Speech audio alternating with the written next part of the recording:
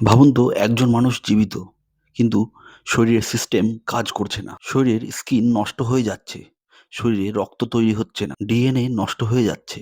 এমন ভয়ঙ্কর মৃত্যু ভাবতে গেলে চমকে উঠতে হয়। আজ আমরা জানবো জাপানের সবচেয়ে ভয়ঙ্কর নিউক্লিয়ার দুর্ঘটনার শিকার হিসাশি ওচির কাহিনী। হিসাশি ওচি ছিলেন একজন সাধারণ জাপানি নাগরিক। তিনি কাজ করতেন JCO, Japan nuclear fuel conversion কোম্পানিতে। এই জেসিও কোম্পানির কাজ ছিল পারমাণবিক বিদ্যুৎ কেন্দ্রে ফিউল সাপ্লাই করা। হিসাশি ওচি তার কাজ ছিল ইউরেনিয়াম প্রসেসিং করা। না তিনি বিজ্ঞানী, না বড় ইঞ্জিনিয়ার, তিনি একজন সাধারণ কর্মচারী ছিলেন ওই কোম্পানিতে। তিনি জানতেন না তার কর্মস্থানই তার মৃত্যুর কারণ হয়ে দাঁড়াবে। 1999 23শে ডিসেম্বর অন্য দিনের মতন জেসিও কোম্পানিতে কাজ চলছিল। কোম্পানিতে চাহিদার তুলনায় সাপ্লাই কম ছিল। প্রোডাকশনের গতি বাড়ানোর জন্য কোম্পানিতে কোনো সেফটি প্রোটোকল মানা হচ্ছিল না। যেসব কাজ মেশিন করার দরকার ছিল সেই কাজগুলি শ্রমিকরা নিজের হাতেই করছিল। নিয়ম নীতির তোয়াক্কা না করে ম্যানুয়ালি একটি স্টিলের ট্যাঙ্কে অতিরিক্ত পরিমাণে ইউরেনিয়াম সলিউশন ঢালা হয়। তারপরেই ঘটে যায় মারাত্মক এক দুর্ঘটনা। ইউরেনিয়াম সলিউশন মেশিনে ঢালার পরেই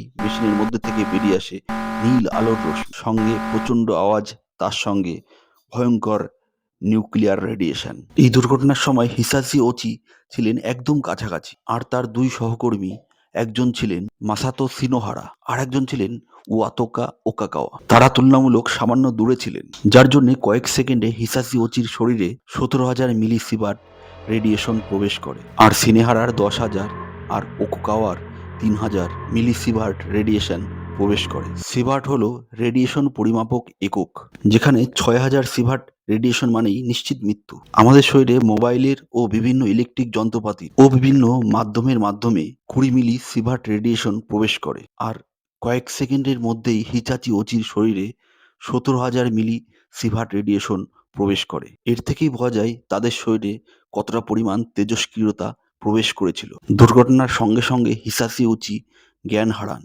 সঙ্গে সঙ্গে তাদের ইউনিভার্সিটি অফ টোকিও হাসপাতালে নিয়ে যাওয়া হয়। ডাক্তারেরা তাদের শরীরে রেডিয়েশনের মাত্রা চেক করে চমকে যান। তৎক্ষণাৎ চিকিৎসকেরা রেডিয়েশন প্রোটেক্টিভ স্যুট পরে চিকিৎসা শুরু করে দিলেন। রেডিয়েশনের প্রভাবে তার শরীরের ডিএনএ নষ্ট হয়ে যায়। মানব শরীরে ডিএনএ এর কাজগুলি কি? ডিএনএ আমাদের শরীর তৈরির নির্দেশিকা দেয়, কোষ কিভাবে কাজ করবে সেটা নিয়ন্ত্রণ করে, শরীরের ক্ষত সারায়, প্রোটিন ও নতুন কোষ তৈরি করে। সুতরাং ডিএনএ নষ্ট হয়ে গেলে শরীরকে জীবিত রাখার নির্দেশিকা হারিয়ে ফেলে। হিসাশি ওচির শরীরে নতুন কোষ তৈরি হচ্ছিল না, নতুন রক্ত তৈরি হচ্ছিল না, শরীরে ত্বক তৈরি না হওয়ার ফলে ত্বক ফেটে যাচ্ছিল, শরীর থেকে সবসময় তরল পদার্থ বেরিয়ে যাচ্ছিল, প্রতিটা অঙ্গ কাজ করা বন্ধ করে দিচ্ছিল, এমনকি চোখের মধ্যে থেকেও রক্ত বেরোতো। তাকে সবসময় আইসিইউতে রাখা হতো। তার শরীরে ব্লাড সেল দেয়া হচ্ছিল, কিন্তু কোনো কাজ হচ্ছিল না। প্রয়োজনে শরীরের কোথাও সিরিঞ্জ ব্যবহার করলে সেখান থেকে মাংসপেশি খসে পড়তো। তার শরীর জীবন্ত লাশে পরিণত হয়ে গেছিল। তিনি নিজে একসময় বলতে লাগলেন, প্লিজ লেট মি ডাই। অবশেষে একদিন তার হৃদযন্ত্র বন্ধ হয়ে গেল। চিকিৎসকেরা ইলেকট্রিক শকের মাধ্যমে পুনরায় তাকে জীবিত করে তুললেন, কিন্তু তার এই অবস্থা দেখে চিকিৎসকেরাও ঠিক থাকতে পারছিলেন না। অবশেষে চিকিৎসকেরা ফ্যামিলির কাছে পারমিশন চাইলেন যে যদি হিসাশি ওচি পুনরায় মারা যান তাহলে কৃত্রিম সাপোর্টের মাধ্যমে তাকে আর জীবিত করা হবে না, কারণ সে যেন আর কষ্ট যন্ত্রণা না পান। অবশেষে 1999 সালের 21শে ডিসেম্বর হিসাচি ওচির আত্মার শান্তি মেলে। তিনি মারা যান। এই ঘটনা জাপানকে বাধ্য করে নিউক্লিয়ার নিরাপত্তা আইন বদলাতে। হিসাশি ওচি কোনো যুদ্ধ করেননি, কোনো অপরাধও করেননি, তিনি শুধু নিজের কাজটি করছিলেন। এই গল্পটি আমাদের মনে করিয়ে দেয় নিউক্লিয়ার শক্তি ভুল হাতে পড়লে মানুষের জন্য নরক হয়ে যায়।